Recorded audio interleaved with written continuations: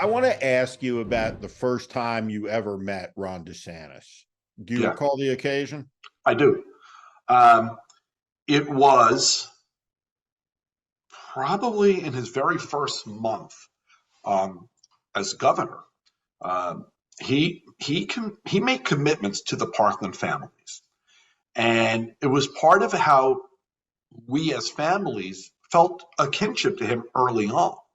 One of the commitments he made was for accountability in the Broward Sheriff's Office. The Broward Sheriff's Office failed my family and the other families.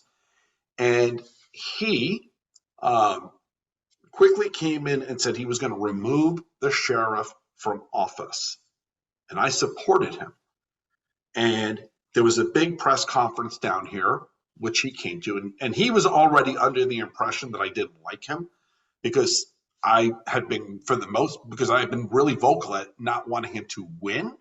But I was supporting him on this. And it's what happened was there was a big press conference. I did speak. I was asked to make sure that I don't go off on him, which I wasn't planning to do.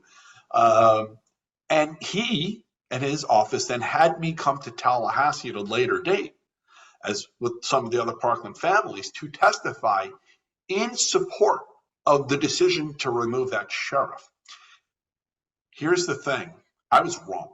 And I'm going to tell you why I was wrong to support him.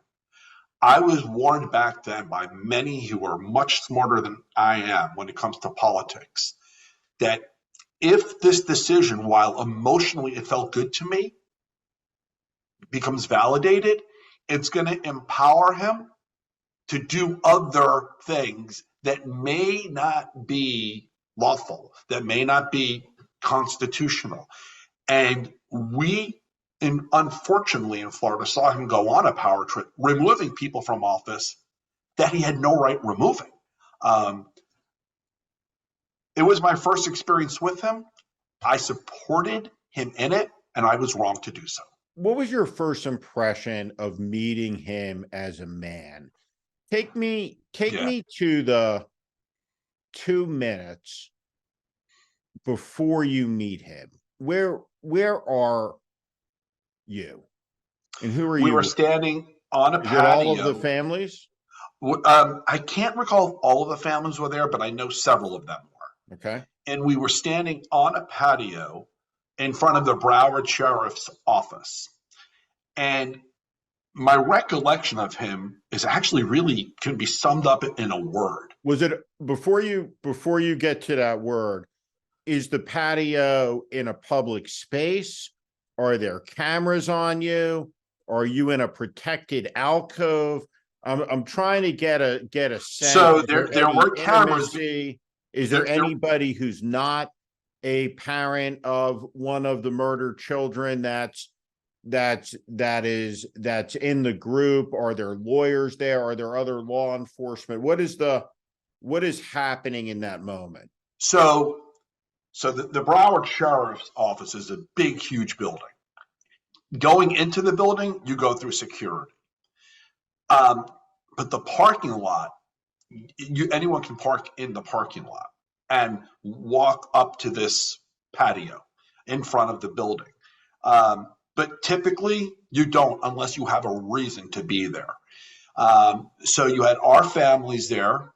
There were staff members of the governor's.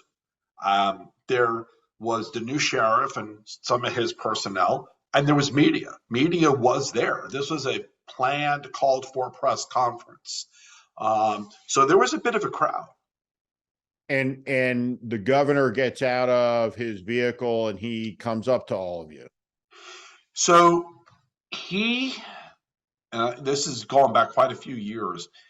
I don't believe I saw him arrive in his vehicle. I believe he probably came in another door and walked out of the building and met us there, is the way I recall it happening. But I can't tell you with 100% certainty. What I can tell you is meeting him there was the first time. And then we all went into the building and we had a few minutes with him in the building. And what is meeting him like? Was he alone? Was he with his wife? She was not there at this. Meeting with him he walks up to you and he says what? Not much. And that's honestly, that's always my recollection of him because I've met him personally multiple times now, including in his own office in Tallahassee. He's uncomfortable engaging and just a straight up conversation like you and I are doing. It's not his normal thing. And I just found him awkward.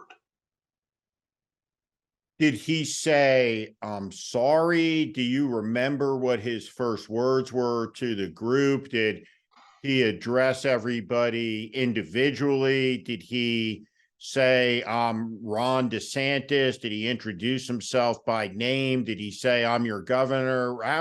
How did he present himself to everyone, individually or as a group? This is about 5 years ago, and Okay. I don't recall. I recall that he gave a public statement at the podium, as did I, as did some of the other family members, and as did the new sheriff. I don't recall him acknowledging each of us individually when we were inside together as a group. I'm fairly confident he talked to us about accountability. That was kind of the focus a lot back then, and how he's going to hold people accountable.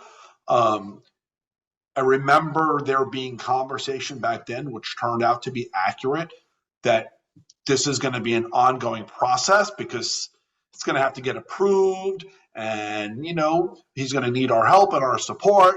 But I don't remember specific words or that kind of thing. It's quite some time ago. But you found him to be less than memorable, I guess, is the right, is the description. Right? Listen, I mean, that is a perfect way to sum it up. There are people you meet and you'll never forget it, right? I mean, there just are. And their words stay with you. There's not a single thing he said to me other than the use of the word accountability that stays with me. I just, what stays with me more than the words is just this awkwardness.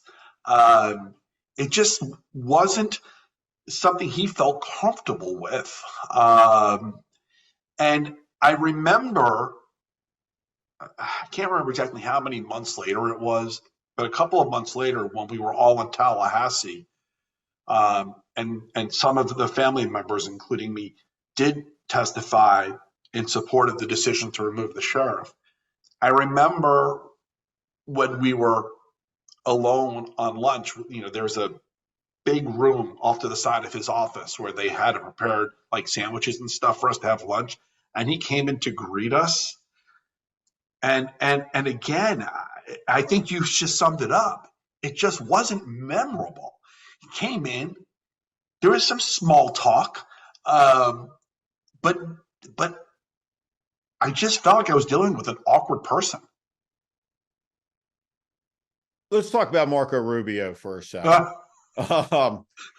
So I'm gonna role play for a minute, and I'm gonna take the side of the Second Amendment advocates and pretend that I'm a U.S. senator, and I say to you, and I say, Fred, I'm very sorry. Tragedy is unspeakable. I'll vote to harden the infrastructure of every school to fund cops, but I don't believe government has the authority to restrict firearms. And so I'm sorry. I suspect that is not what Marco Rubio says to you when the doors are closed and the lights are, and the camera lights are off, right? That he says something very different. I could be wrong, what have you learned about disingenuousness I've from described, Marco Rubio yeah.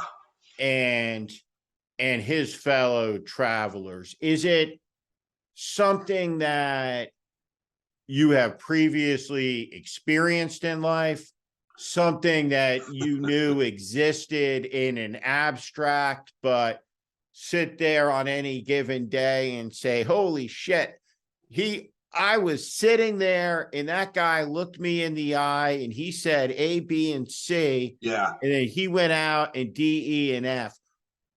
What several years now, really Yeah. four, of tragedy and a PhD in politics that has followed on. What have you learned about disingenuousness? So Marco, I've described him before, and I just think it's an apt description. Being with him alone in a room is like being with a dog chasing its tail. He'll run you in circles, but you'll never get anywhere. Um, and I say that because so everyone knows how my initiation to Marco began, which was the CNN town hall a week after my daughter was killed, where I did challenge him. And 3 weeks later, I was in DC for my very first visit. Um, the day before I went to DC, I was in the home of a guy by the name of Al Hoffman, who many may know. He's a very wealthy man. He owned a company that basically built Parkland and many other big communities around the country. And he was an extremely large Republican donor. In fact, George Bush appointed him as an ambassador. Um, and Al Hoffman was Marco Rubio's single biggest donor. Um, After the Parkland shooting, Al reached out to me a few days later and said, I'd like to invite you to my home. And I went. And it was the day before I met with Marco, 3 weeks after the shooting. And Al told me that effective immediately, he will no longer support another Republican who is not right on this issue. And when I told him I was going to see Marco the next day, he said, well, you can tell Marco for me that he's cut off. And so the reason why that matters is I was in Marco's office the next day, and Marco did exactly as you assumed he did. We kind of ran in circles going nowhere. I really think we can do something here.